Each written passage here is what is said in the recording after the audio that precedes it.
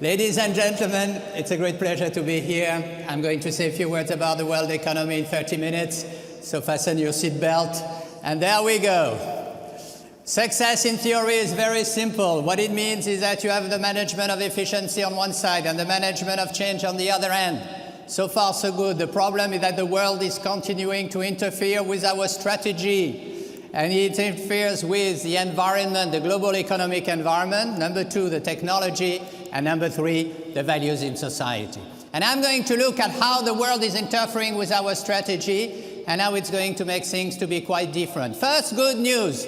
The world economy is in synchronized recovery. It's very good. If you look at everybody in Europe, it's going fine. We have positive growth a bit everywhere. I just want to show you that one of the fastest economies in Europe is Spain, 3.1%. And this is a country who didn't have a government for 8 months. No correlation. And then when you are looking at the United States of America, it's going fine. Latin America, even Brazil is growing. And when you are looking at Asia, it's okay. It's the first time we have a synchronized economic recovery. Everything is fine. Inflation used to move a little bit, but then it is relatively subdued. This is where you are in Finland. Those are the countries which used to be above 2%, and they went down. We are not quite sure why. The United Kingdom is still up. And actually, everybody is looking at inflation to think whether it's going to come back or not. Let me remind you what inflation is all about.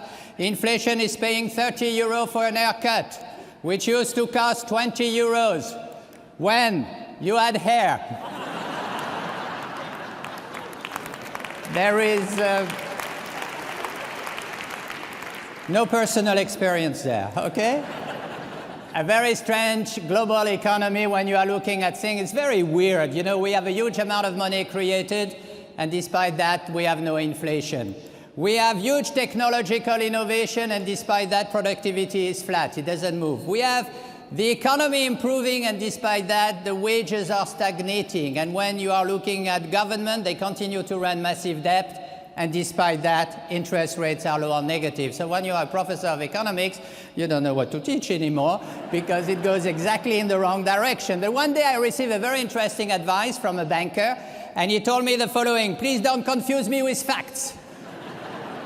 And then I said, you know, what do you mean by that? And I think that it was not joking. Actually, if you are looking at the animal spirit of Keynes, look at the situation. Tesla, very well known, $7 billion revenue last year, Ford, $151 billion. Production of Tesla, 76,000 cars, Ford, 6.7 million. And the value on the market of Tesla is 20% higher than Ford. This is crazy. And when you are looking at Amazon, the share is exploding. Jeff Bezos is becoming the wealthiest person in the world. And when you are looking on history, the revenues are going up, but they never make any profit. So somehow the world is different. Somehow we have to look at things in a much different way. And let's find out first, where do we come from? Where are the situation? All of you may remember that when we have an economic crisis, everybody goes back to Keynes and say, what did Keynes say? He said something very simple. He said, whenever things goes wrong, you print money, number one. Number two, with the money, you build something, if possible, a dam. Number three, you give wages to people, and with the money they have, they go in a shop, they buy something, and the economy recovers. So far, so good, ladies and gentlemen. This is Keynes theory in 30 seconds. What usually takes me about a year to teach at the university. But this is all what you need to know. What we have done, we have printed money. With the money, we have bailed out the government and the banks, and suddenly the money went backward.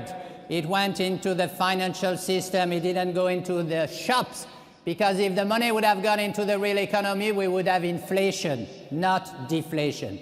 And I think it shows that the things went wrong. We are living in a society which is cash-rich and investment-poor. The policy mix is, on one side, the monetary policy are expanding. On the other side, the budget policies are contracting. We are on austerity measures all the time. You know something about it in Finland. And really, the name of the game is people come back to us and they ask us, do we have money or not? Tell us. And this is a real challenge, because somehow we are always speaking about the fact that we have an employment of labor, which is important. but we have also unemployment of money. We have a lot of money around, sitting around, not doing anything, negative interest rates almost, and we have to use this money to do something big. So who has money? Who has money in this world? Number one, the Sovereign Wealth Fund, no doubt. If you are looking at the Arab world, you have a lot of money, Abu Dhabi, Adia, $828 billion. You have a lot of money also in China and Hong Kong sitting there. You have, of course, a lot of money in two different countries, Norway, which last week has passed the $1,000 billion mark, huge amount of money, and of course, Singapore with Temasek. Altogether, $5.8 trillion of money available in the sovereign funds. We have a lot of money in companies, cash and cash equivalent today. This is an estimate by Bloomberg. $1.7 trillion in the US, 1.3 in Europe, you see Japan, and you see the estimate globally. So money is there, no doubt, and we have to see what's going to happen with it. And we have also money with the people. A lot of people have money. The only problem is that they hide it. And I'm going to show you how. If you take your briefcase and you take 200 euros note, you can put in your briefcase $2.4 million. Ladies and gentlemen, if at home you have a large bed, and you should always have a large bed at home, you can put $100 million in banknotes under it. And if you have an hotel room, you can stack $12 billion of banknotes into it. So we have a lot of money, but this money doesn't do anything real, and we have to see how we can solve the situation. And at that stage, ladies and gentlemen, at that stage came President Trump's magical mystery tour.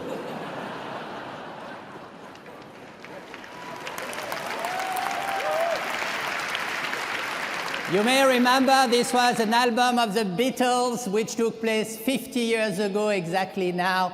Quite extraordinary. So what does he say? It's not that stupid, you know. The blueprint: cut corporate taxes down to 20%. Number two, deregulate bank and administration. Number three, invest in infrastructure between $550 billion and $1,000 billion, depending on which day of the week he's speaking. Defense spending only up by 10%. I think a lot of it makes a lot of sense. If you are looking at his real issue is that a lot of money outside the United States of America and not coming back because the corporate taxes are too high, $1.3 trillion abroad, 50 US companies, and 5 US tech companies. This is the amount of cash available by those companies. The big one, of course, Apple, Microsoft, Alphabet, Cisco, and Oracle. This is the money available. But where is this money? These profits accumulated mainly abroad. 93% of the profit of Apple are abroad and 90% of Microsoft. How do you make this money going back? And especially, how are we going to use this money? And this is a challenge we are going to see. The next one is a huge revolution in taxation. It will come in the US maybe in December. It's coming worldwide. It's going to have a huge influence on our business, territorial reporting. We will have to report revenues and money where we make it and not where the company is registered. You make money in Germany, you pay in Germany. The second, transparency. The third one is equality of treatment between local and global companies. The fourth one is peer review. Everybody will have the possibility to look at what you are doing. But the big issue is that there is no tax rate harmonization. Every country will have the possibility to put the tax rate they want, and it means that tax rate competition is going to increase. Then the president wants to reform the administration, the Dodd-Frank Act, which is how companies are going to deal with administration, paying about $743 billion a year in administrative costs which are useless. I give you one example. In the Dodd-Frank Act, you have something which is called the Volcker Rule. The Volcker Rule is how banks are investing their own money. The Volcker Rule, ladies and gentlemen, is 297,000 words long. How do you survive 297,000 words long? As a means of comparison, I want to show you that the Old New Testament is 181,000 words long. And it gives you a lot more hope